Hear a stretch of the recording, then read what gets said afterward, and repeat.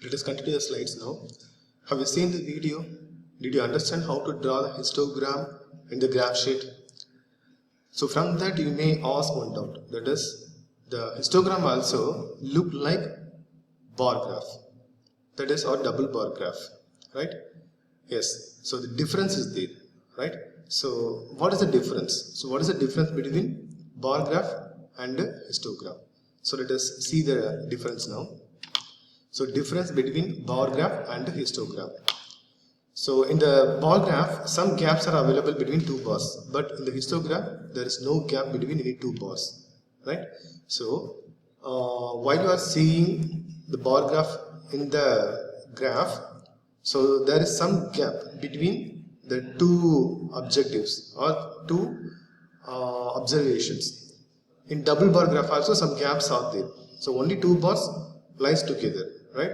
But in histogram, if you see the histogram, there is no such gaps between any two bars. So why? So what is the reason? So the reason is the data, right?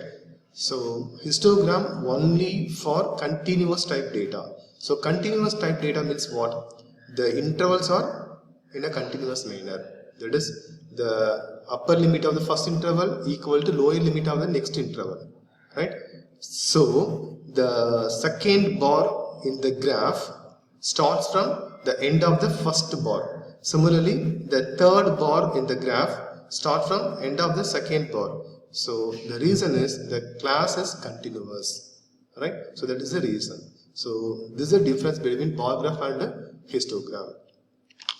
So let us see some examples now. So look at this question. A survey was made to find the type of music that a certain group of young people liked in a city.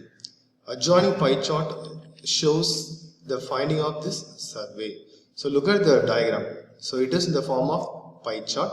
So here the circle splitted into four sectors, right? So they are, how they are classified means by the four types of music.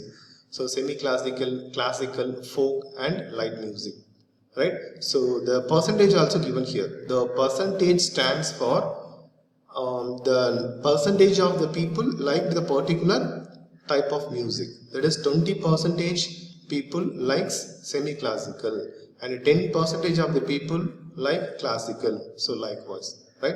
So look at the question. So from this pie chart we are going to answer the following questions. So look at the first question. If 20 people were like the classical music, so how many young people were surveyed, right? So 20 people like the classical music. So what about the percentage of the classical music here given? So classical music is 10%.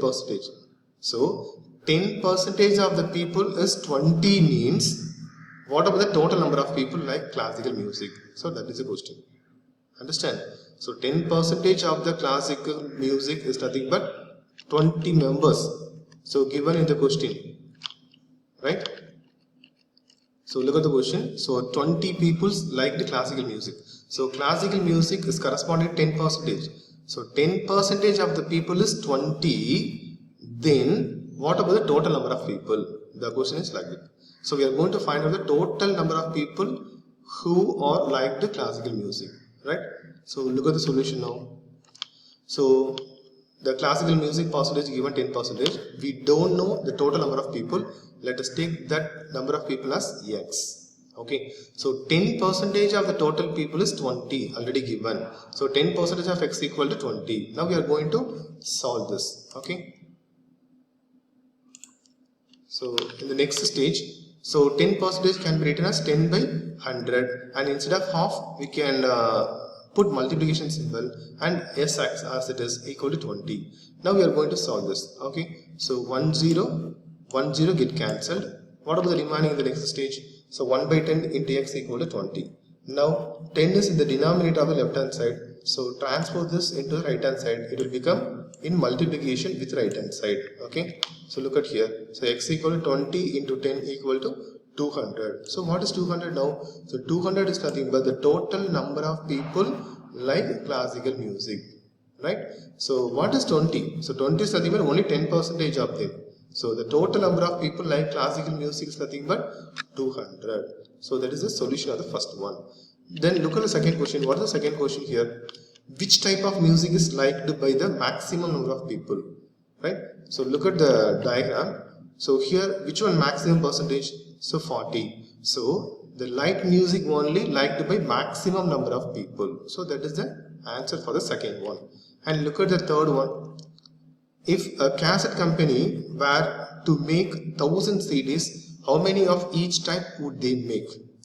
Right? So suppose that is 1000 CDs we are going to make in each type of music. So how many CDs we will get in each type? That is the question now. So for example, here 10% classical music given. So we are going to find out 10% of 1000 how much, and 20% of 1000 how much. So like that. Okay, that is the procedure to solve the third question. Okay. So this is the first one, and second we found that the 40% is maximum. It's corresponding to light music. Now third one. Okay. So now we are going to find out one by one. For classical music, 10% is given. So what about 10% of 1000? So we are going to make 1000 CDs. So what about in number? Right? That is the question given here. So 10% can be written as 10 by 100, and instead of half we can write multiplication symbol and then 1000 as it is. So how can we simplify this? So these two zeros and these two zeros get cancel each other. Then remaining 10 into 10. So 10 into 10, 100. So 100 CDs can make in classical music. And next one, semi-classical music. So percentage is given as 20%. So what about 20% of 1000 CDs? So 20% can be written as 20 by 100, and half can write as multiplication symbol and write 1000 as it is. Okay. Now these two zeros and these two zeros get cancelled, and 20, 10. If you multiply these two, you get 200. Right. So 200 CDs can be we can make in semi-classical music. And what about the next one? Folk. So folk percentage is nothing but 30%. So 30% of 1000 CDs. So 30% can be written as 30 by 100, and instead of half multiplication symbol and 1000 as it is, when you simplify this, cancel these two zeros and remaining, so 30 into 10, 300. So 300 CDs in folk. And finally light music. So light music given by 40%. So 40% of 1000 CDs. So 40% can be written as 40 by 100, and instead of half multiplication and again 1000. And when we simplify, cancel these two zeros and these two lost zeros, then remaining 40 into 10, it will become 400. So 100 CDs in classical music, 200 CDs in semi-classical music, 300 CDs in folk, and 400 CDs in light music. So that is the solution for the third one. I hope you all understood. Suppose if you not understand, just go through the solution again. Right? Let us see the next question. So look at the question here. So the adjoining pie chart gives the marks scored in an examination by a student in how many subjects are there? So 5 subjects: Hindi, English, Maths, Social Science and Science. Right? If the total marks obtained by the students is 540. So 540 is the total marks obtained by the student. And answer the following questions. Right? Look at the pie chart here. So here the circle can be divided into 5 subjects. Okay. And here what is given means central angle is given. So what about the central angle for mathematics? 90 degree. And central angle for social science? 65 degree. And central angle for English? 55 degree. And central angles for Hindi and science? 70 and 80 respectively. Right? Now look at the question. In which subject did the student score 105 marks? So 105 marks given here. So he scored in which subject? We are going to find out that particular subject only. But here in subject they are given only central angles. Suppose with the help of this mark, if you find out the central angle, then is it possible to find out the subject? Yes. So with the help of 105, if you find the angle as if you find the answer as 80 degree means what is the meaning here? So 80 degree is correspond to science, so science subject. So like that only we are going to find out now. Okay. Now the subject mark given here as 105, we are going to find out in which subject he scored this mark. Okay. So look at the solution now. So before going to that, we know the formula for finding central angle, right? So central angle equal to value by total into 360. So here value is nothing but subject mark, and divided by total is nothing but total mark, and 360 degree as usual for central angle. So we don't know the central angle here for the first question, right? So for the first question, look at here. For the first question mark only we know that. If you know the central angle means you can find out the subject easily. So first we are going to find out the central angle only. So it is unknown value. So let us take the central angle as x. Okay. So central angle as x, and the subject mark already given us 105, and total marks already given us 540, and this 360 now. Now simplify this. So how can I simplify this? So this 0 get cancelled. Now 36 and 54 is there. So you can start from second table onwards, no problem. Now I am going to use 18th table directly. Okay. So you can use second table onwards, it will come, or third table. Okay. So here how many 18s are 36? 2 18s are 36. And here how many 18s are 54? So 3 18s are 54. And then again cancel it. So in the next stage, x equal to, so 105 as it is, and 2 here, and denominator 3. So cancel 105 and 3. So here 1 time. So out of 10, 3 3s are 9, and here remainder 1, 15. So 5 3s are 15. So now 35 into 2. So 35 into 2 is nothing but 70 degree.